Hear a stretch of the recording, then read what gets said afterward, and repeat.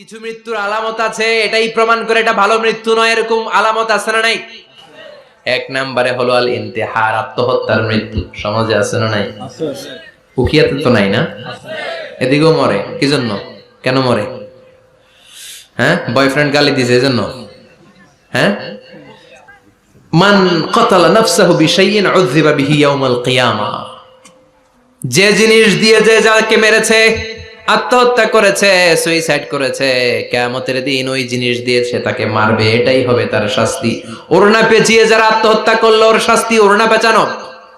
বিষ খেয়ে যারা মারা গেল তার শাস্তি জাহান্নামের বিষ খাবে আর চিৎকার করবে। ছুরি ঢুকিয়ে যারা মারা গেল জাহান্নামের আগুনে ঝলসানো ছুরি শুধু ঢুকাবে।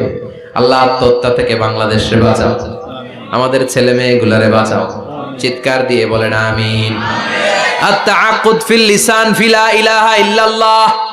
আজীবন কালেমা পড়ে নাই, আজীবন কালেমারে বাস দিয়েছে, এখন মরার সময় সবাই কয় কলমা পড়েন, কলমা পড়েন।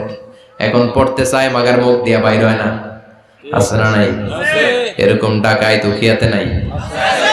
কলমা পড়তে পারে না, আটকায় যায়, মরে গেছে। এই মৃত্যুটা কি ভালো? কথা বলে ফি হালাতি শুরব, অনেকে মদ খাইতে খাইতে মরে।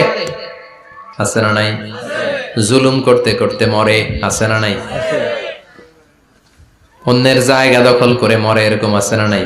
ফি হালাতি ইরতিকাবিল কাবায়ের, যে কোনো কবিরা গুনাহ কর অবস্থা যদি মারা যায় এটা খারাপ মৃত্যু, অপমৃত্যু, এটা জান্নাতি মৃত্যু নয়। চিৎকার করে বলেন ঠিক কি না? এরপর ফি সাখাতিল ওয়ালিদাইন, বিশ্বনবী বললেন কোন ছেলে যদি মারা যায় এমন অবস্থায় মা বাবা তার উপর রাগান্বিত, এটা ভালো মৃত্যু? কথা বলেন। গোটা পৃথিবীর বুকে মায়ের চেয়ে আপন কেউ আছে নাকি? এই মায়ের মনে কষ্ট দিয়ে ওই অবস্থায় যদি মারা যায় এই মৃত্যুটা অনেক খারাপ। চিল্লায় বলেন ঠিক কিনা? এজন্য মায়ের সাথে খারাপ আচরণ করবেন নাকি? কথা বলেন। যার মা নাই সে জানে মা না থাকার কি জ্বালা, ঠিক কিনা? যখন রাত্রি নিঝুম এই চোখে ঘুম, একলা শুধু ঘরে, তোমায় মনে পড়ে মাগো, তোমায় মনে পড়ে।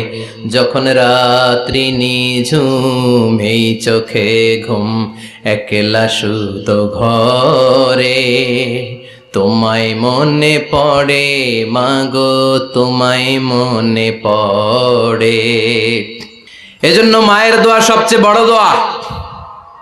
মা রেগে আছে, মা বদদোয়া দিয়েছে, বাবা বদদোয়া দিয়েছে, বাবা আপনার উপর অসন্তুষ্ট, ওই অবস্থায় ছেলে মরলে এটা কি ভালো মৃত্যু? এরপরে স্বামী যদি নাখোশ থাকে স্ত্রীর উপর, স্বামী যদি স্ত্রীর উপর রেগে থাকে, অসন্তুষ্ট থাকে, ওই অবস্থায় স্ত্রী যদি মারা যায় এটাও খারাপ মৃত্যু। চিল্লায় বলেন এটাও খারাপ মৃত্যু। এরপরে লাউ ফারিহাল মুসলিমুনা বিমাউতি, কোন লোক মারা গেলে যদি এলাকার মুসলমানরা খুশি হয় এটা কি ভালো মৃত্যু নাকি? কোন লোক মারা গেলে এলাকার মুসলমানরা যদি আল্লাহর শুকরিয়া করে এটা কি ভালো মৃত্যু নাকি? আমরা কি ভালো মৃত্যু চাই নাকি খারাপ? আমরা শাহাদাতি মৃত্যু চাই, ঈমানের মৃত্যু চাই। পড়েন আমিন।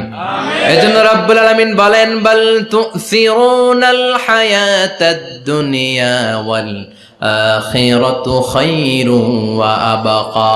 ক্ষণস্থায়ী দুনিয়াটাকে তোমরা বড় মনে করো, এটা বড় না, বড় হলো আখিরাতের জীবন। এজন্য আখিরাতের জীবনের জন্য প্রস্তুতির দরকার আছে না নাই? মরণ হচ্ছে সবচেয়ে বড় প্রস্তুতি, মরণের চিন্তা। মান কানা ওয়াইদান ফাল মাউতু ইয়াকফি, যে নিজেকে সোজা করতে চায় মৃত্যুর চিন্তাই তার জন্য যথেষ্ট। আজকের এই আলোচনার পরেও কি আমাদের টনক নড়বে না? আজকের এই কথাগুলোর পরেও কি মৃত্যু নিয়ে আমরা ভাববো না? আজকের আলোচনার পরেও কি আমার হিসাব শুরু হওয়ার আগে আমি একটু নিজের হিসাব কষে নিব না? আল্লাহ আমাদের সবাইকে কথাগুলো বুঝার ও আমল করার তৌফিক দান করুক। আমরা পড়ি।